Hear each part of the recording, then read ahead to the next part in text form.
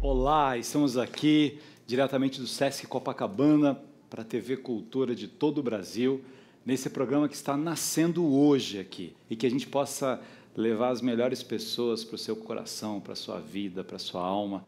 Isso é uma parceria bonita com a Fundação Padre Anchieta e com a Fé Comércio do Rio de Janeiro. E no programa de hoje, que é o programa de estreia, já que amanhã é Dia das Mães. Amanhã é Dia das Mães, Laura. É Dia das Mães. Tem mães aqui? Meu Deus, que coisa linda, só dizer a palavra mãe, a singeleza dessa palavra, a riqueza. Aqueles que têm a mãe perto, como é bom colo de mãe, né? Eu tenho a minha mãe perto, mas na minha alma, no meu coração. Mas as lembranças que eu tenho do colo da minha mãe, é um colo que é nosso, é um colo em que a gente pode chorar, que a gente pode sorrir, que a gente pode errar, que a gente pode se desculpar. Então a gente começa aqui na TV Cultura hoje fazendo uma homenagem às mães. E para isso, a gente pensou numa mãe maravilhosa, com um filho maravilhoso. Esses dois artistas extraordinários que a gente convidou para inaugurar o nosso programa, que é a Lucinha Lins e o Claudinho Lins.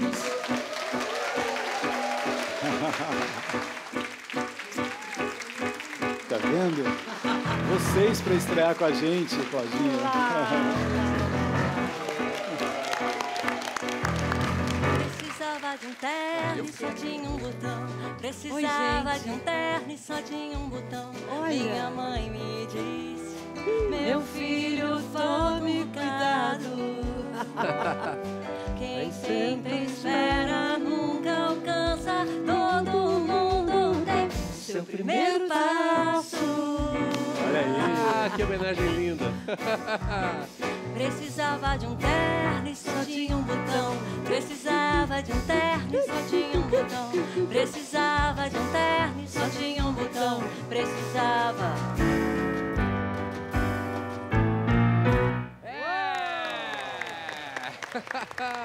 Delícia! Obrigado. Coisa boa. Muito bom.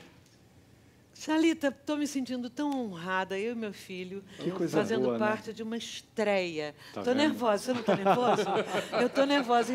Está cheio de mãe bonita aqui hoje. Cheio Oh, de meu mãe Deus do bonita, céu. né? Ah, ser mãe é um luxo. Aí, ó, Obrigada. tá dizendo que você tá linda, Lucinha. É Obrigada. verdade, né? E é verdade, Ai, que coisa boa. linda.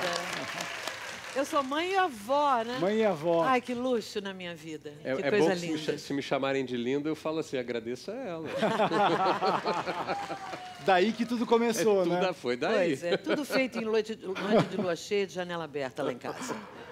Lucinha, eu vou aproveitar uma reflexão da Clarice Lispector, muito bonita, Siga. que ela diz assim, olha, eu nasci para 3 coisas. Eu nasci para ser escritora, eu nasci para ser mãe e eu nasci para amar as pessoas. Você nasceu para quê? Eu nasci bastante parecida com a nossa querida Clarice. Eu tenho uma vida muito louca. As coisas que eu realmente planejei, elas não foram acontecendo. A vida me fez esbarrar em momentos muito diferentes do que eu imaginava. Eu ia ser médica, para começar. Quando eu era pequenininha, eu dizia que eu ia ser bailarina quando crescesse. E depois eu inventei que eu ia ser médica e pronto, está acabado. E isso foi muito sério. E aí eu me vi cantando, fazendo parte de um grupo de pessoas. Aí eu fiz dublagem, eu gravei jingles, porque eu era mais bonitinha, eu também fiz comerciais. Né? Isso é lindo. E aí me desafiaram para ser atriz. Eu nunca imaginei ser atriz. O culpado disso chama-se Walter Avancini, né? Que foi o que me instigou, me desafiou. E eu sou maluca o suficiente para aceitar um desafio, entendeu? E as coisas foram acontecendo. Eu sou completamente autodidata, que é mais louco ainda. Tive muita sorte. Tive ao meu lado pessoas que tiveram paciência comigo, pessoas que eu já admirava tanto. Para gerar seu filho, para gerar. E que eu aprendi. Eu estou sempre aprendendo. E não tem fim o nosso aprendizado. Ser mãe Eu acho que é uma dádiva. E agora fala de ser uma mãe. bênção. Fala do seu filho. Quando você vê o seu filho Esse compondo, é o mais cantando... velho, né? Eu tinha 19 anos quando ele nasceu e já tinha uma postiça que Deus me deu. Deus me deu todos, mas tem veículos diferentes para chegarem ao meu colo e ao meu ser. E é mais do que isso. A minha mãe não é só nossa mãe. Ela é mãe de todos. Ela é mãe de todos. Eu tenho vários colegas, né? Como transitamos pela mesma área, né? Então, assim, eu tenho vários colegas que trabalharam com a minha mãe e que falam, sua mãe é minha mãe. Em gravação, novela, coisa assim, aos poucos, o pessoal da câmera estava assim, mamãe, um pouquinho mais para a direita. É muito engraçado. Eu tenho o hábito de cuidar das pessoas. É simples isso para mim. Um ilustre desconhecido andando na rua, pode ser que eu olhe para ele e diga assim, você está com um problema aqui que você precisa ao médico ver. E eu falo para ele, maluca, completamente. E junta isso com o fato de que ela queria ser médica, a família inteira... É um jeito dela cuidar, né? A família inteira liga para minha mãe para perguntar, eu estou me sentindo assim, sabe que remédio eu tomo? Eu ainda Até não hoje. matei ninguém, mas eu sou uma charlatã Até barra hoje. pesada. É a terceira coisa da Clarice Lispector, né? Nasci para amar as Eu sou pessoas. aquela que dá Você nasceu injeção para em amar criança. as pessoas. Sim. Eu dou injeção em crianças sem agulha, eles acreditam, coisas assim. E melhoram, né? Porque, melhoram. na verdade, o afeto melhora tantas pessoas, né? Exatamente. E a sua opção pela música tem a ver com seu pai e com a sua mãe? Assim, você acha que criança, observando os dois, assim, que momento que isso é isso que eu quero para minha vida? Tem, claro que tem, né? Eu imagino que como um filho que tem um pai médico e que acaba se tornando médico, né? A gente tem os pais muito como espelho, né? Do que a gente quer ser. Isso não é uma regra, logicamente, a gente vê que não é, mas isso é uma coisa que funciona, né? Que faz sentido. Eu acho que eu sempre tive essa ligação com música muito forte desde criança, né? O teatro acabou vindo depois, muito em função do casamento da minha mãe com Cláudio Tovar, né? Que era um homem de teatro que trouxe o teatro para dentro da nossa casa.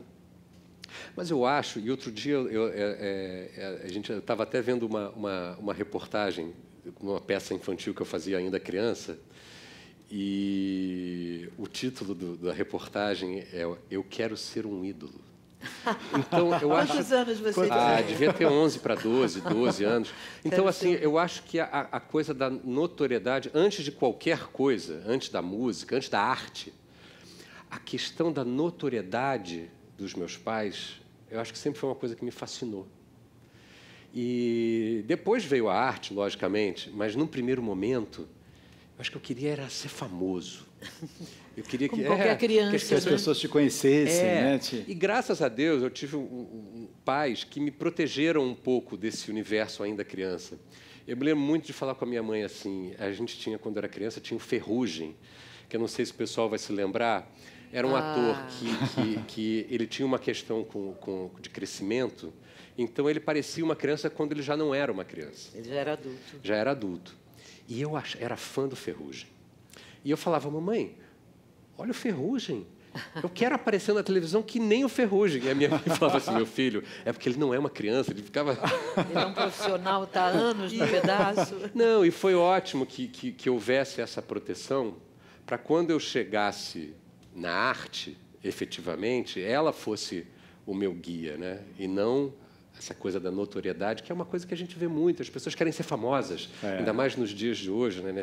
Que eu acho que está muito ligado a uma carência que todo ser humano tem. Todos nós somos carentes, né? Isso é freudiano e Só não tem e problema real, quem né? não conta, Exatamente. né? E é bonito ser carente, né? Ser carente não é uma coisa ruim. Você carece do outro, da atenção do outro, do olhar do outro, do amor do outro, né? Do envolvimento do outro. Isso é uma coisa tão gostosa, né? De ter essa percepção. Mas as pessoas, às vezes, têm muita dificuldade dessa troca. Sem o outro, você não pode existir. É impossível existir sem o outro. O que tem à sua volta é o que completa a sua vida, é o que ensina a sua vida a acontecer, né?